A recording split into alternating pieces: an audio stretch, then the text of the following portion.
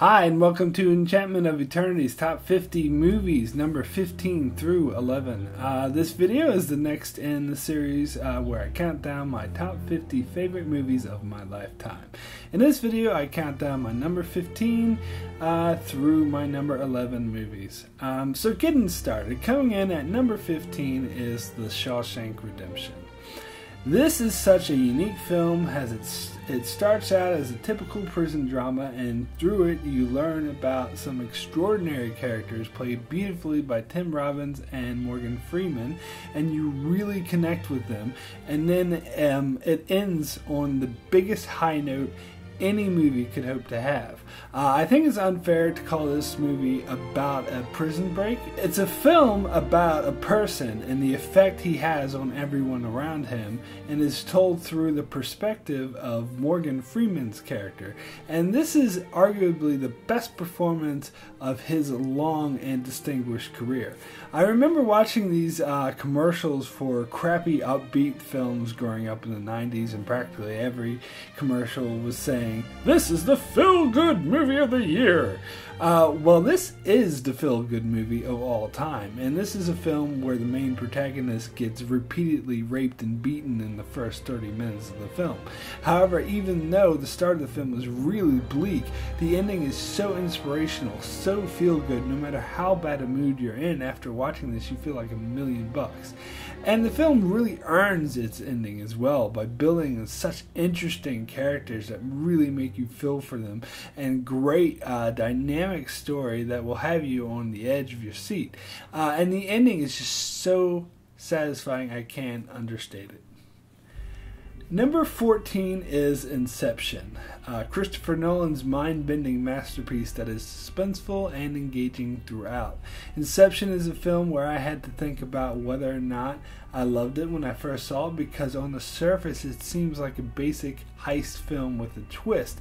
But upon further examination, it's much more than that. This film is about the main character's psyche and how he thinks. The story about his dead wife who framed him for her own suicide isn't just a side story, it's actually the main focus. The story about the heist, that's the side story that supports this story. And of course it uses the film of dream infiltration as its main focus, which allows for some mind-bending visual sequences.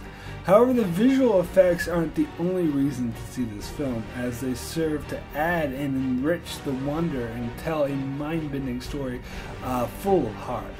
We also get a great ensemble cast with features people like Ellen Page, Tom Hardy, and Joseph Gordon-Levitt in a really suspenseful heist story with action sequences highlighted by an excellent soundtrack that will blow your mind. Inception is truly an original work of art, has no other suspense crime film is like it. And the personal story involving Leonardo DiCaprio's character of hope and loss is told to great emotional effect. Number 13 is The Lord of the Rings, The Fellowship of the Ring. This is a true adventure story that's rare in modern day fiction. Fellowship is the most straightforward and cohesive installment of the Lord of the Rings trilogy, as it starts with the story of Frodo the Hobbit on a quest to destroy the ring. He's then joined by his faithful servant Sam, and then their Hobbit friends Merry and Pippin, and the mysterious ranger Aragorn then joins them until the journey to this mysterious elf city of Rivendell, and they are joined by the warrior Boromir, the elf Legolas, and the dwarf Gimli. And of course, the wizard Gandalf is always there, coming and going, looking after them. And thus you have your fellowship. This film, I think, was groundbreaking. However, because it doesn't simply depict a simple fantasy adventure story, it takes the time to fully develop these characters as we get to understand and feel for them. The film did a good job in developing things that were not as developed in the books, such as Aragorn's love story with Arwen and Sam's desire to help Frodo wherever he can. So the film goes beyond just being a sequence of events on a journey, but a character's journey which was built up to nicely, that fully involves you in the story and makes you feel part of the world. Number 12 is Star Wars Episode 5, The Empire Strikes Back. This is my favorite Star Wars film, and in my opinion encompasses everything that makes the whole Star Wars saga great. This was a sequel to 1977's Star Wars, and in my opinion was a vast improvement, as George Lucas was not sure how the original Star Wars would be received and was afraid it might be a bomb. He wasn't sure if he'd be able to make more than one Star Wars film. However, after the success of the first film, Lucas envisioned an entire saga in which The Empire Strikes Back was the next chapter. And in my opinion, it improves and it tells a more dynamic story with a dark ending. You start to see the flaws in Luke Skywalker's character, as in this film. As in the first film, he's kind of just the stereotypical good, heroic figure. However, in this film, you see him as a young, inexperienced, cocky kid whose lack of patience and good judgment ultimately comes back to haunt him. This film also expands on Han Solo and Leia's characters by creating an unlikely romance that develops over the course of the film as they continually are hunted by the Empire, which is portrayed as unstoppable in this film. And then we get to Darth Vader, who in the first film Leia described Admiral Tarkin as holding Vader's leash.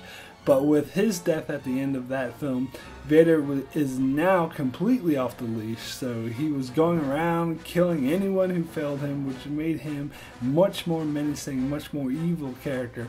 And of course, I have to mention the introduction of Yoda, one of the most memorable characters in the Star Wars universe. And this film contains his best scenes, whether it be his comedic scenes where Luke doesn't know who he really is, so he's acting like a goofball, or the epic training scenes where you really see how wise he is. And this all leads to an ending that at the time was shocking as hell, but now has been integrated into pop culture and is common knowledge, that the main evil villain is actually the father of the good heroic hero. An interesting twist that would go on to define the Star Wars saga. The word epic was invented specifically to describe films like this one. And my number 11 movie of my lifetime is Starman. I'm not a huge fan of John Carpenter. In fact, it's fair to say this is his only film I really like, as it's totally and completely different. However, listening to the commentary he and Jeff Bridges did on this film a few years back, you can tell how fondly they both think of this film, and they consider it one of the best films they've ever done. In my opinion, this is a highly underrated film. This is mostly forgotten about. I know this is kind of geeky of me to say, seeing this is a film about an alien, but to me this is the best romance movie of all time, as the ending is just so emotional. No matter how many times I see it, it brings tears to my eyes. However, I could see how this film was building off of the success of E.T., as it kind of is a grown-up romance version of that film, and I'm sure that's how it was pitched to the studios. But in my opinion, it really improves upon it, as it deals with many powerful issues, such as a woman dealing with the loss of her husband, and a scientist coming to grips with how corrupt the government is and are going to totally mistreat these extraterrestrials who just have good intentions. Jeff Bridges was great in this movie as the alien, but I really have to mention Karen Allen, whom growing up watching this film, I fell in love with her. I mean, her performance here doesn't make me want to sleep with her, it makes me want to marry her. She's just the embodiment of romance in this film for me, and does just such an amazing job. The score, the acting, everything about this film I think is spectacular, and I consider this one of the greats even if few people do. So that's it for my top 50 movies, number 15 through 11. Next, I'll be doing a single video for each film in my top 10, so subscribe to keep an eye out for those, and thanks a lot for watching.